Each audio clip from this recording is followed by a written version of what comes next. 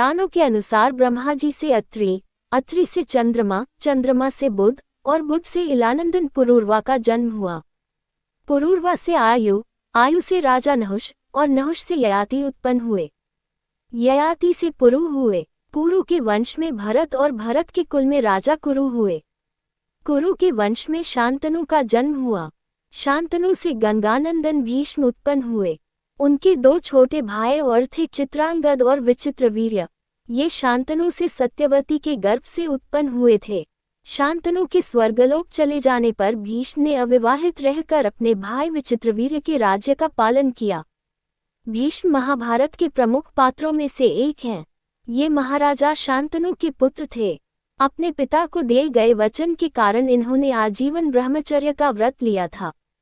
इन्हें इच्छा मृत्यु का वरदान प्राप्त था। एक बार हस्तिनापुर नरेश दुष्यंत आखेट खेलने वन में गए। जिस वन में वे शिकार के लिए गए थे उसी वन में कण्व ऋषि का आश्रम था। कण्व ऋषि के दर्शन करने के लिए महाराज दुष्यंत उनके आश्रम पहुंच गए।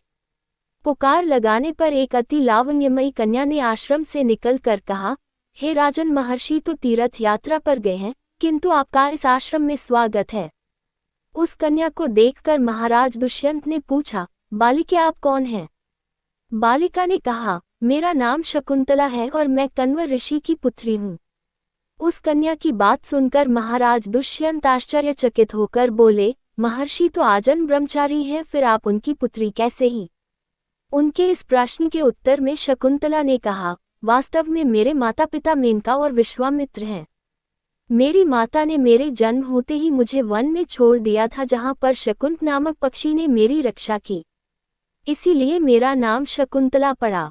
उसके बाद कण्व ऋषि की दृष्टि मुझ पर पड़ी और वे मुझे अपने आश्रम में ले आए। उन्होंने ही मेरा भरण पोषण किया। जन्म देने वाला, पोषण करने वाला तथा अन्न देने वाला, ये तीनों ही पिता कहे जाते हैं। इस प्रकार कण्व ऋषि मेरे पिता हुए। शकुंतला के वचनों को सुनकर महाराज दुष्यंत ने कहा, शकुंतले, तुम क्षत्रिय कन्या हो। यदि तुम्हें किसी प्रकार की आपत्ति न हो तो मैं तुमसे विवाह करना चाहता हूँ। शकुंतला भी महाराज दुष्यंत पर मोहित हो चुकी थी, अतः उसने अपनी स्वीकृति प्रदान कर दी। दोनों ने गंधर्व विवाह कर लिया। कुछ काल महाराज दुष्यंत ने शकुंतला के साथ विहार करते हुए वन में ही व्यतीत किया। फिर एक दिन वे शकुंतला से बोले, प्रियतमे, मुझे अब अपना राजकार्य देखने के लिए हस्तिनापुर प्रस्थान करना होगा। महर्षि कण्व के तीर्थ यात्रा से लौट आने पर मैं तुम्हें यहाँ से विदा कराकर अपने राजभवन में ले जाऊंगा। इतना कहकर महाराज ने शकुंतला को अपने प्रेम के प्रतीक के रूप में अपनी स्वर्ण मुद्रिका दी और हस्तिनापुर चले गए। एक दिन उसके आश्रम में दुर्वासा ऋषि पधारे। महाराज दुष्यंत के विरह में लीन होने के कारण शकुंतला को उनके आगमन का ज्ञान भी नहीं हुआ और उसने दुर्वासा ऋषि का यथोचित स्वागत सत्कार नहीं किया। दुर्वासा ऋषि ने इसे अपना अपमान समझा और क्रोधित होकर बोले, बालिके, मैं तुझे शाप देता हूँ कि जिस किसी के ध्यान में लीन होकर तूने मेरा निरादर किया है, वह तुझे भूल जाएगा। दुर्वासा ऋषि के शाप को सुनकर शकुंतला का ध्यान टूटा और वह उनके चरणों में गिरकर क्षमा प्रार्थना करने लगी। शकुंतला की क्षमा प्रार्थना से द्रवित होकर दुर्वासा ऋषि ने कहा, अच्छा, यदि तेरे पास उसका कोई प्रेम चिन्ह होगा तो उस चिन्ह को देख, उसे तेरी स्मृति हो आएगी। महाराज दुष्यंत से विवाह से शकुंतला गर्भवती हो गई थी। कुछ काल पश्चात कण्व ऋषि तीर्थ यात्रा से लौटे, तब शकुंतला ने उन्हें महाराज दुष्यंत के साथ अपने गंधर्व विवाह के विषय में बताया। इस पर महर्षि कण्व ने कहा, पुत्री, विवाहित कन्या का पिता के घर में रहना उचित नहीं है। अब तेरे पति का घर ही तेरा घर है। इतना कहकर महर्षि ने शकुंतला को अपने शिष्यों के साथ हस्तिनापुर भिजवा दिया। मार्ग में एक सरोवर में आचमन करते समय महाराज दुष्यंत की दी हुई शकुंतला की अंगूठी, जो कि प्रेम चिन्ह थी, सरोवर में ही गिर गई। उस अंगूठी को एक मछली निगल गई। महाराज दुष्यंत के पास पहुंचकर कण्व ऋषि के शिष्यों ने शकुंतला को उनके सामने खड़ी करके कहा, महाराज, शकुंतला आपकी पत्नी है, आप इसे स्वीकार करें। महाराज तो दुर्वासा ऋषि के शाप के कारण शकुंतला को विस्मृत कर चुके थे, अतः उन्होंने शकुंतला को स्वीकार नहीं किया और उस पर कुलटा होने का लांछन लगाने लगे। शकुंतला का अपमान होते ही आकाश में जोरों की बिजली कड़क उठी और सबके सामने उसकी माता मेनका उसे उठा ले गई। जिस मच्छ ने शकुंतला की अंगूठी को निगल लिया था, एक दिन वह एक मछुआरे के जाल में आ फंसी। जब मछुआरे ने उसे काटा तो उसके पेट अंगूठी निकली। मछुआरे ने उस अंगूठी को महाराज दुष्यंत के पास भेंट के रूप में भेज दिया। अंगूठी को देखते ही महाराज को शकुंतला का स्मरण हो आया और वे अपने कृत्य पर पश्चाताप करने लगे।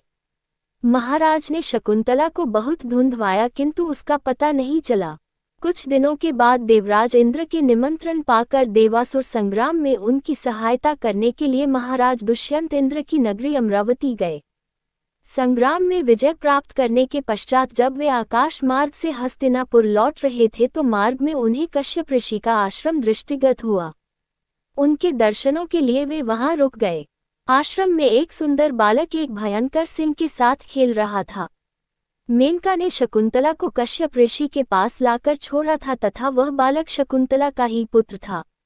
उस बालक को देखकर महाराज के हृदय में प्रेम की भावना उमड़ पड़ी। वे उसे गोद में उठाने के लिए आगे बढ़े तो शकुंतला की सखी चिल्ला उठी, हे भद्र पुरुष, आप इस बालक को न छुए अन्यथा उसकी भुजा में बंधा काला डोरा सांप बनकर आपको डस लेगा। ये सुनकर भी दुष्यंत स्वयं को न रोक सके और बालक को अपने गोद में उठा लिया। अब सखी ने आश्चर्य से देखा कि बालक के भुजा में बंधा काला गंडा पृथ्वी पर गिर गया है।